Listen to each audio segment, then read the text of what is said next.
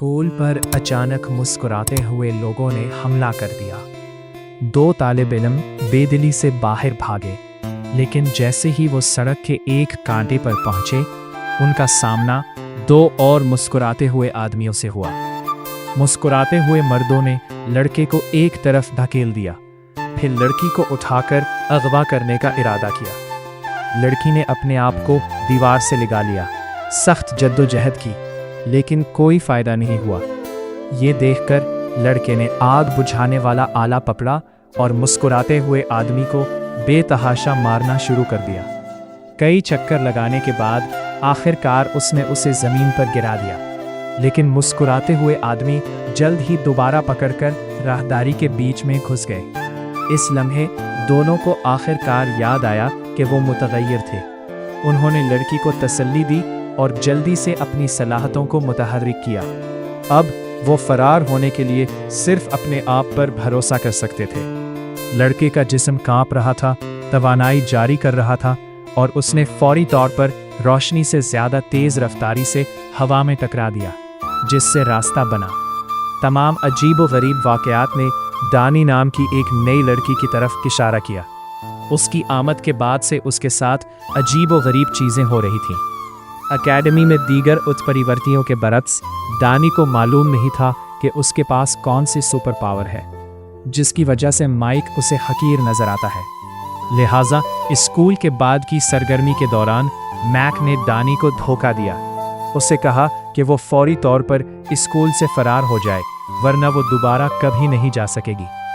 दानी ने खुले गेट की तरफ देखा और तेज़ी से बाहर निकला, लेकिन वो ज़्यादा दूर नहीं गई थी कि वो हवा की नज़र ना आने वाली दीवार से टकरा गई। ये पता चला कि स्कूल को डैन के इख्तियारात से अलग थलग कर दिया गया था और कोई भी दाखिल या बाहर नहीं जा सकता था। ये समझते हुए कि उसे धोखा दिया गया है, दानी गुस्से में थी और माइक को पकड़कर मारना चाहती थी।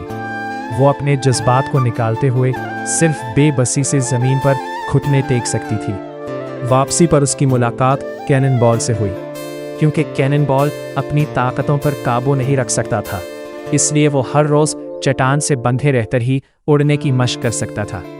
रात तेज़ी से गिरी और दानी को इस रात डरावने ख्वाब आए, जो अपने बचपन में अपने वालिद के कत्ल के सदमे को याद करते हुए। मॉनिटर पर सायोनिक इंडेक्स भी बढ़ रहा था। इसी वक्त कैनन बॉल को अचानक करीब में कुछ गड़बड़ का एहसास हुआ। कांपते हाथों के साथ वो वॉशिंग मशीन के पास गया और उसे फौरन कान की तरफ खींच लिया गया, जहां उसके वालिद की मौत हो गई थी।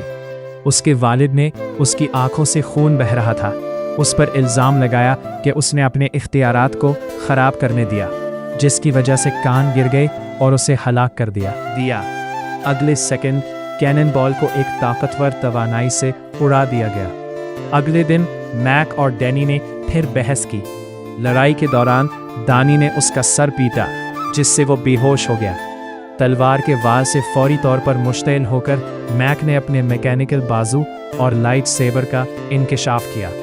अभी वो झूलने ही वाला था कि डैन ने आकर मुदाखलत की। उसके बाद दोनों को कैद तन्हाई में डाल दिया गया।